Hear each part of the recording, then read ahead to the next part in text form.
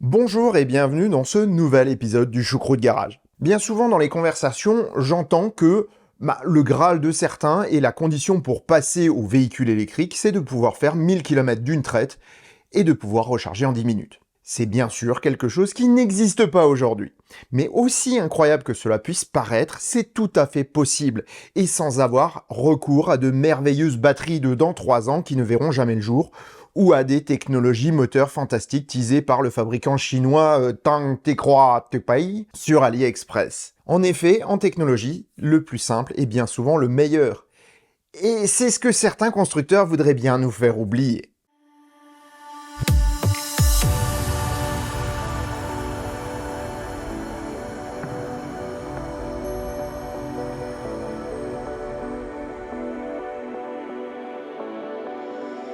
Si ça te plaît, mets un pouce vers le haut et commente. Si ça te plaît beaucoup, abonne-toi. Et si ça te plaît vraiment beaucoup, dis-le partout.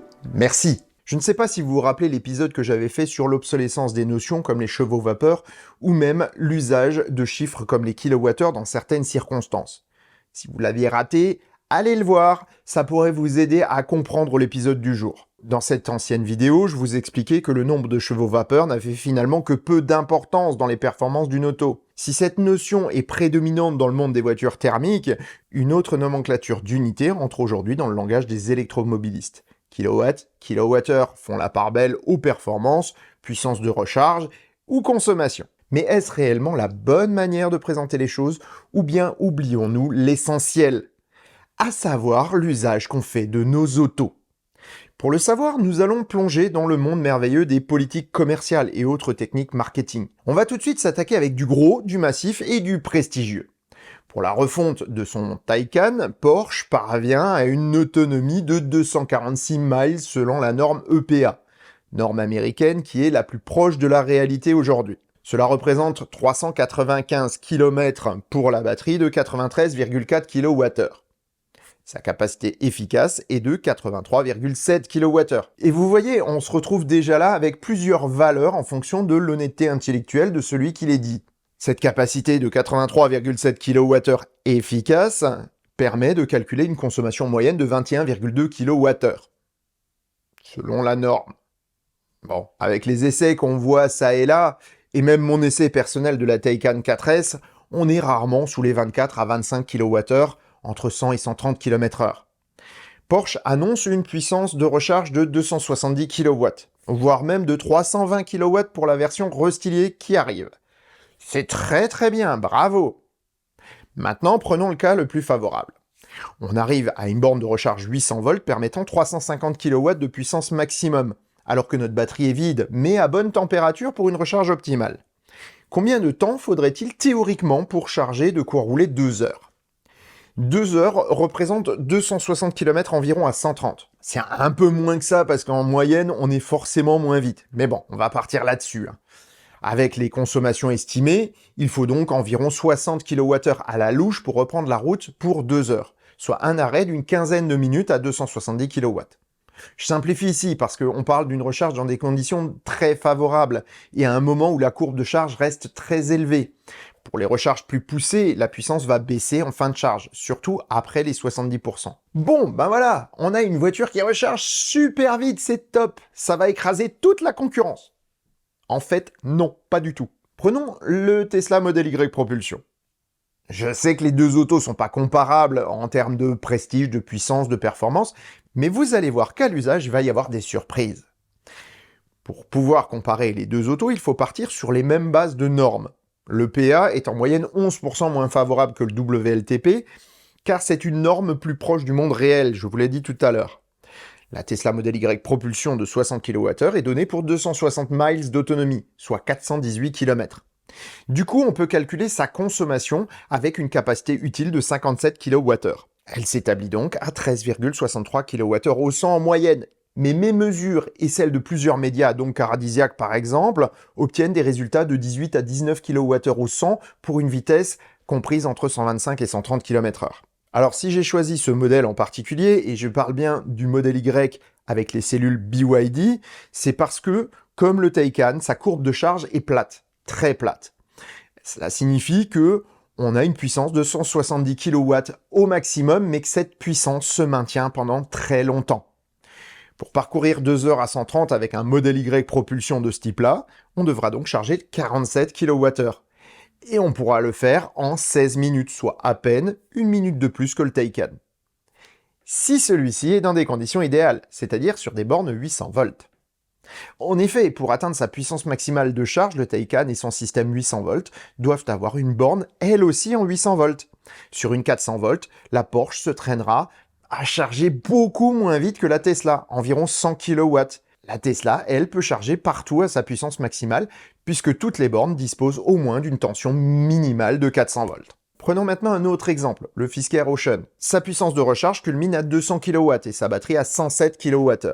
Avec environ 100 kWh utiles, l'Ocean peut parcourir 360 miles selon l'EPA, soit 579 km. Sa consommation moyenne est donc de 17,27 kWh au 100.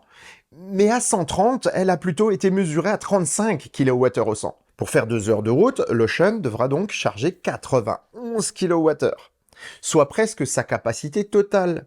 Et même s'il pouvait charger à 200 kW tout le temps, ce qui n'est pas le cas, il serait dans les choux au niveau du temps de charge par rapport à la Porsche, mais aussi par rapport à la Tesla.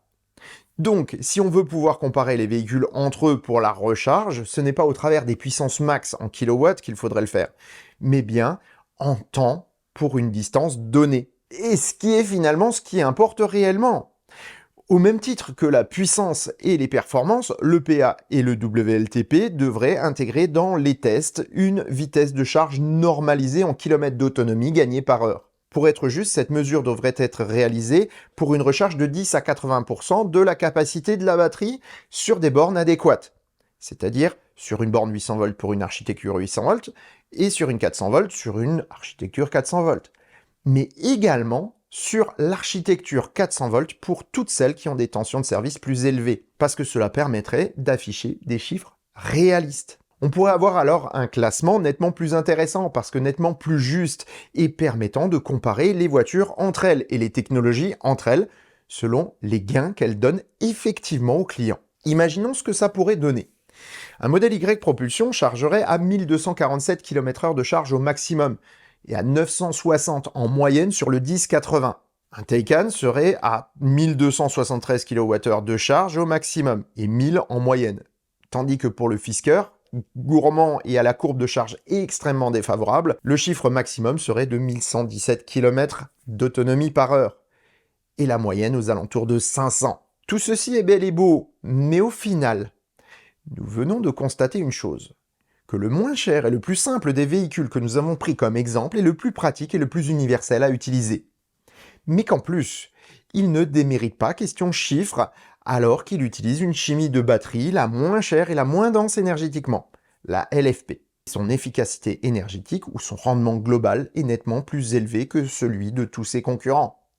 Et c'est là que se fait la différence. Lorsque l'on voit qu'une ID4 consomme plus de 30 kWh au 100 à 130 et qu'on tutoie les 27 à bord d'une V6, pourtant plus aérodynamique, ou qu'une IC4 à la motorisation anémique arrive à de tels niveaux aussi, on peut se poser la question de ce qui ne colle pas dans ces autos. On va prendre un autre exemple qui va vous illustrer parfaitement l'état d'esprit d'un constructeur traditionnel, le i3008. Pour le vendre, vous devez lui donner des caractéristiques essentielles, en plus d'un look plutôt sympa. Sur ce dernier point d'ailleurs, je suis allé le voir en vrai et il est plutôt réussi. Mais c'est pas du tout la même chose pour la plateforme technique. En effet, dans sa définition avec la petite batterie, il pèse déjà 2183 kg pour 73 kWh. La version 100 kWh promet d'être un bon 100 kg plus lourd. Son autonomie est de 527 km dans la version de base, soit une consommation de 13,85 kWh au 100 en WLTP. Eh oui, en WLTP, et c'est bien le problème. Avec sa technologie moteur, il n'y a aucune chance qu'il descende sous les 25 kWh au 100 à 130 sur autoroute. Et là, je suis extrêmement optimiste. Très sincèrement, je tablerais plutôt sur du 30 kWh au 100. Donc pour rouler 2 heures, il faudra au moins recharger 65 kWh, et à 160 kW de pic de charge, l'infortuné propriétaire d'un i3008 portera plus de 45 minutes pour en arriver là. Et il ne pourra faire que 2 heures de route. Mais finalement, un constructeur comme Peugeot s'en fout royalement. Il ne veut pas vendre son modèle électrique en masse. Il fait venir ses clients en concession pour le modèle électrique et leur retourne le cerveau, comme disent les commerciaux entre eux, et leur vendre des hybrides au final. C'est tout bénef pour le constructeur, pour le concessionnaire, mais pas pour le client, clairement. Certes moins chers que les électriques, les 3008 hybrides seront de bien meilleures vaches à lait, avec un entretien coûteux et des réparations hors de prix lorsque la batterie aura pris de grosses claques à force de prendre des dizaines de milliers de cycles de microcharge-décharge à des intensités élevées pour leur capacité. En clair, une auto non exclusivement conçue pour la mobilité électrique sera forcément en retrait. Mais ce n'est pas la seule condition pour être bonne. Il faudra aussi que la conception soit adaptée aux limites et inconvénients de cette technologie. Imaginez une voiture thermique familiale avec un moteur dans l'habitacle, sans protection thermique ou acoustique. Ce serait une catastrophe à l'usage car la conception de l'auto n'a pas pris en compte les inconvénients du mode de propulsion. Une auto électrique doit donc mettre l'accent sur le poids et l'aérodynamique pour éviter de gaspiller l'énergie contenue dans les batteries, étant donné que la densité énergétique d'une batterie est beaucoup plus faible que celle d'un litre d'essence. Faire une auto lourde et compensée par de grosses batteries est juste la pire des conceptions pour une auto électrique. Mais les constructeurs traditionnels s'orientent tous vers ce type d'auto. Et pourquoi ? Eh bien pour recycler leur vieux design et vous les fourguer avec un bel emballage tout neuf. Ils vous feront rêver de technologies du futur, de chiffres de recharge mirobolants et se frottent déjà les mains de vous vendre tout cela à des tarifs stratosphériques. Il existe toutefois une autre voie pour concevoir les voitures, celle qui favorise l'usager. Ici, c'est le client qui est important, pas les gros gains réalisés sur de gros gaspillages. Énormément de clients regrettent aujourd'hui une auto disparue, qui, bien avant la Model 3, a représenté un bon exemple pour l'avenir. Je vais parler de la Ioniq 28. Depuis Kia Hyundai s'est engagé dans la voie prise par les autres constructeurs et ne fait presque plus que des tanks aussi coûteux qu'inefficaces. La Ioniq 28 était une super voiture compacte à haillons. Elle misait sur son efficience pour proposer une autonomie décente malgré une petite batterie. Avec des consommations réduites et une charge rapide en CCS, elle pouvait parcourir l'Europe, mais au prix d'arrêts relativement fréquents quand même. Elle devait une grande partie de son efficience à son aérodynamique, mais aussi à son poids réduit. Malheureusement, elle n'est pas allée jusqu'au bout du concept et était dérivée d'un modèle thermique. L'utilisation de technologies démodées au niveau moteur et batterie ont également limité ses ambitions. Imaginez que Hyundai soit allé plus loin dans le concept et ait réalisé une auto similaire avec un design adapté à la propulsion électrique.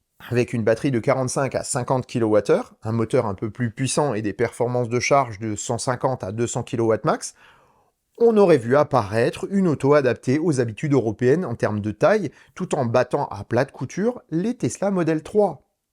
Et en explosant littéralement les performances de la Ioniq 6, tout en étant moins cher à produire et donc pouvant être diffusée plus largement à des tarifs largement plus intéressants.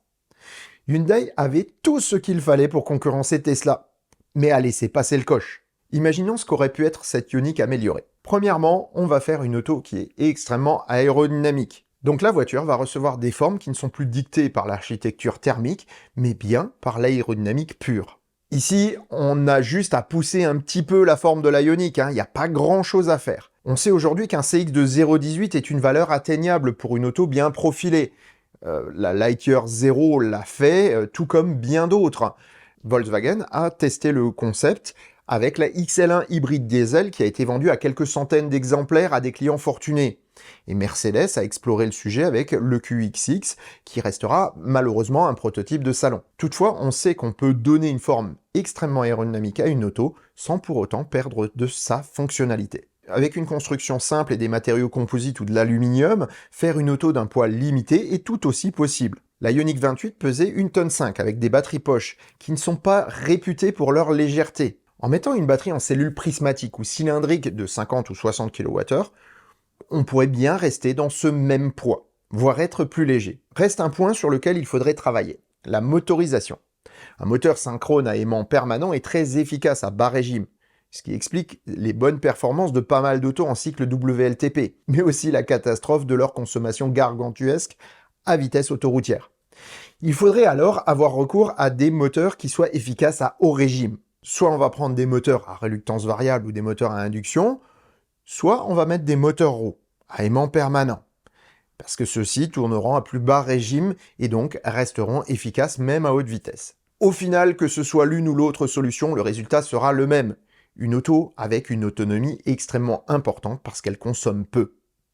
Sans avoir recours à des technologies avancées et en utilisant tout simplement les bonnes cellules nickel, manganèse, cobalt du marché, une auto construite ainsi n'aurait pas besoin de plus de 70 ou 80 kWh pour parvenir à une autonomie WLTP de 1000 km, soit les capacités présentes dans les autos électriques actuelles. Donc on pourrait très bien reprendre un pack existant. La technologie est déjà là, il n'y a rien besoin de développer en plus. Voyons maintenant la recharge.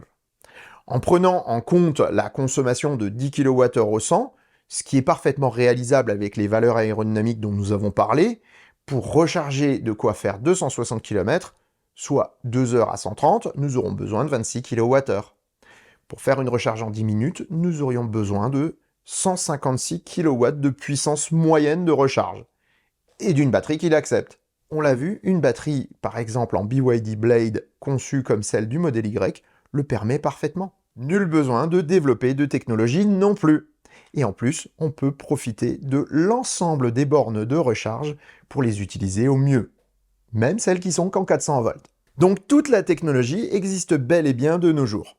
Mais en fait, ces 1000 km d'autonomie, on s'en fiche un peu, car sincèrement, si on n'en a rien à faire de traverser la France comme un bourrin sans s'arrêter, de combien d'autonomie a-t-on réellement besoin? 500, 600, 800 km? Personnellement, je table sur 400 km en moyenne, parce que c'est ce qu'on parcourt en une demi-journée. Et que finalement, si on s'arrête 1 heure pour manger, eh bien en 1 heure, on a largement le temps de recharger à fond sa voiture. Mais attention, je compte là-dessus, hiver comme été. Cela veut dire qu'il me faudra un bon 600 km WLTP pour une auto efficiente sur autoroute.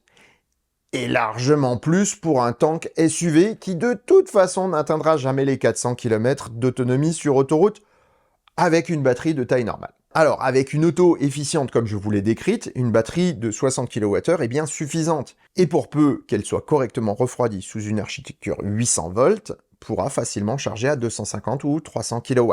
On atteindrait alors des vitesses de recharge de 3000 km/h sans pour autant forcer outre mesure les cellules. Pour peu que ce soit des cellules 2170 cylindriques, il y en aurait des milliers dans le pack, permettant de limiter l'impact de la charge rapide, comme le fait déjà Tesla, Rivian ou Lucid Motors. Reste à voir une telle auto arriver sur le marché.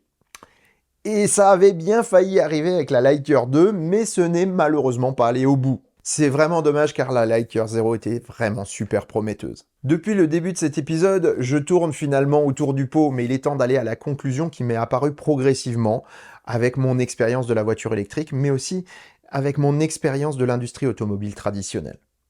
Si l'efficience est importante et si elle permet d'arriver à des performances ébouriffantes, alors pourquoi tout le monde ne s'y met pas?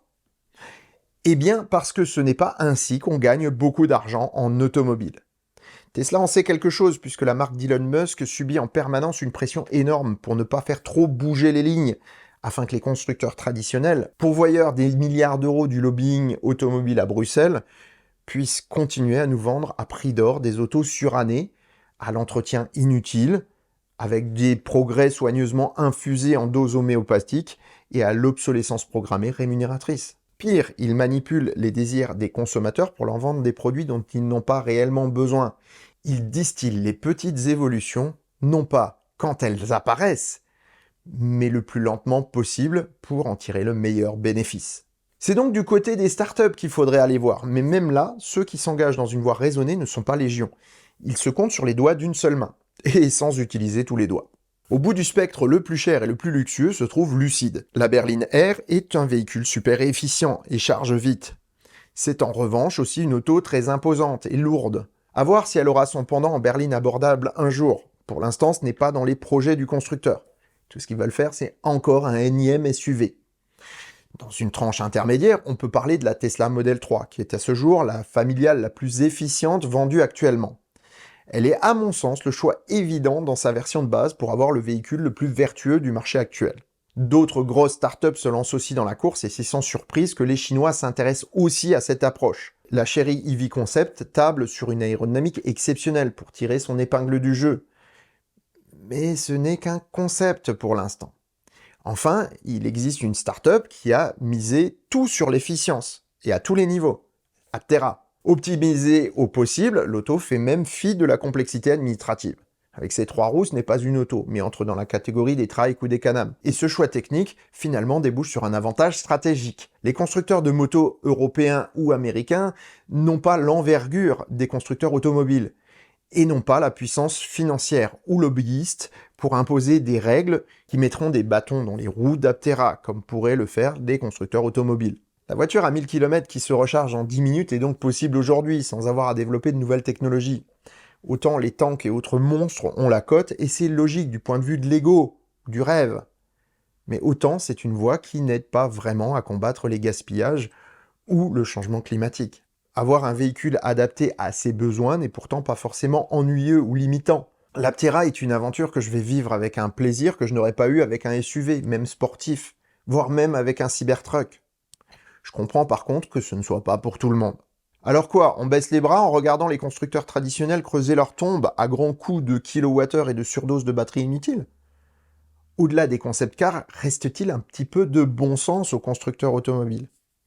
En Europe, Mercedes tente bien de jouer dans cette cour avec une partie de sa gamme EQ, mais sans aller vraiment dans la simplicité. Ce n'est pas leur vocation.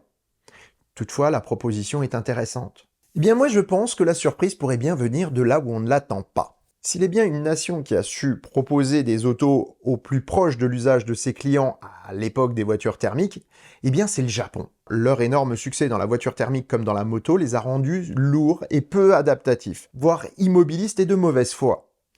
Et pourtant, c'est bien d'un japonais que pourrait venir un renouveau chez les constructeurs traditionnels. Mais ça, on en parlera dans un prochain épisode du Choucroute Garage. Et sur ces bonnes paroles, je vous souhaite bonne route et vous dis à bientôt pour un prochain épisode. Portez-vous bien!